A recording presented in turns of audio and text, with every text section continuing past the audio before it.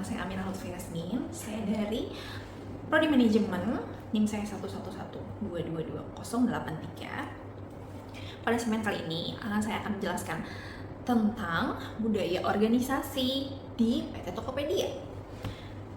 Tugas ini akan memenuhi tugas besar saya di mata kuliah budaya organisasi. Sebelumnya, saya akan menjelaskan tentang Tokopedia. Apa sih Tokopedia? Siapa yang nggak tahu Tokopedia sekarang?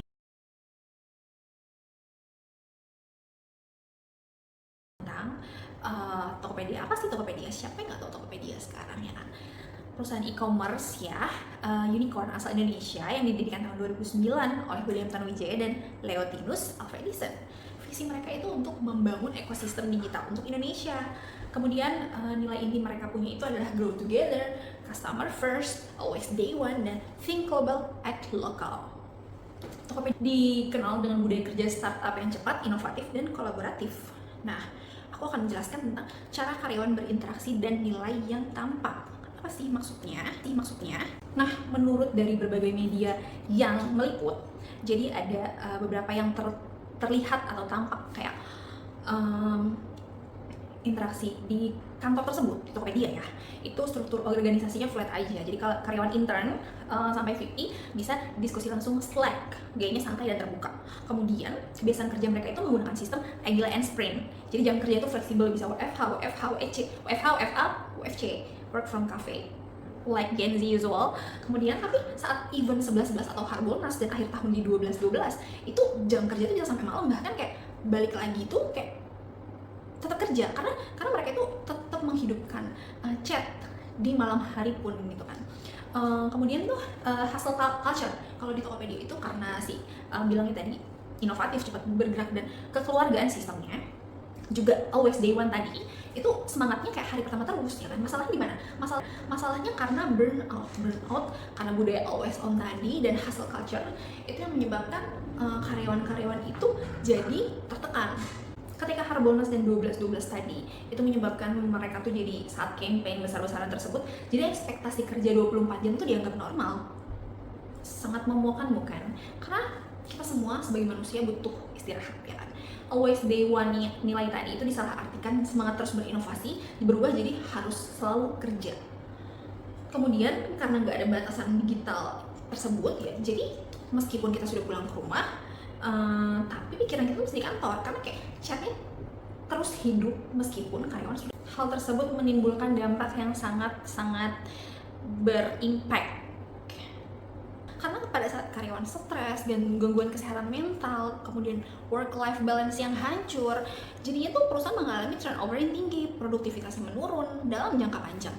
Kenapa bisa kayak gitu? Kalau dipikir dengan logika ya masuk akal sih. Karena kalau misalnya saat istirahat karyawan harus tetap selalu bekerja, bagaimana karyawan bisa mengistirahatkan pikiran untuk melanjutkan pekerjaan di esok hari? Jadi wajar kalau misalnya turnovernya tinggi. Nah, kemudian kita punya teori yang mendukung. Kali ini menggunakan teori budaya Charles Handy di task culture. Yang ciri task culture-nya itu timnya dibentuk untuk menyelesaikan proyek atau target tertentu yang penting hasil. Nah, Tokopedia ini sangat cocok dengan ini karena fokus ke campaign dan target penjualan.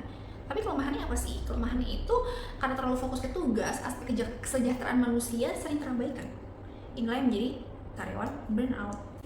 Jadi nilai dari grow together itu sangat bertentangan dengan budaya kerja yang terjadi di Tokopedia. Kemudian untuk solusi atas semua masalah yang terjadi di PT Tokopedia itu apa sih? Nah, aku punya 5 langkah. Salah satunya adalah digital detox. Jadi khusus untuk malam setelah jam 7 tidak ada chat after work. Jadi benar-benar karyawan tuh harus istirahat ketika pulang dan melanjutkannya di esok hari.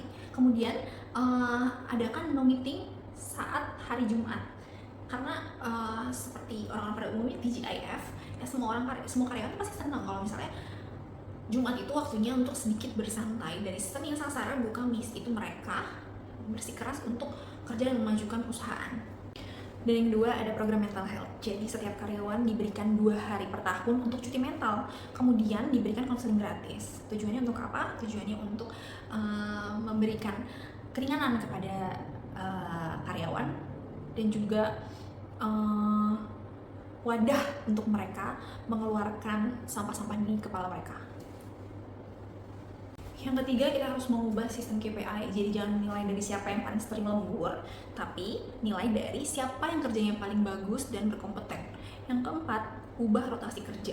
Maksudnya gimana sih? Maksudnya, jadi ketika ada campaign, itu timnya biar nggak itu aja yang nanganin kayak 11-11 dan 12-12. Jadi yang stres itu bergilir, supaya nggak yang stres itu aja, yang lain sosok yang bagian nanganin event ini jadi kayak. Dan yang terakhir, hal yang paling penting menurut saya adalah training untuk para leader. Kenapa training itu perlu untuk para leader? Karena supaya mereka itu diajarkan menjadi pemimpin yang lebih peduli. Bukan hanya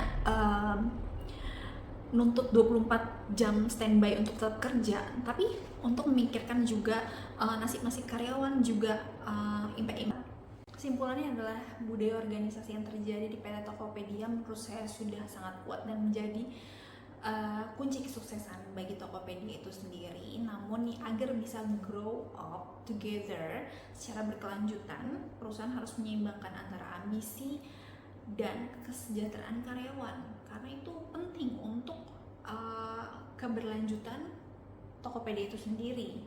Perubahan budaya dimulai dari kebijakan kecil yang menghargai manusia. Mungkin itu saja paparan dari saya mengenai budaya organisasi yang ada di Tokopedia.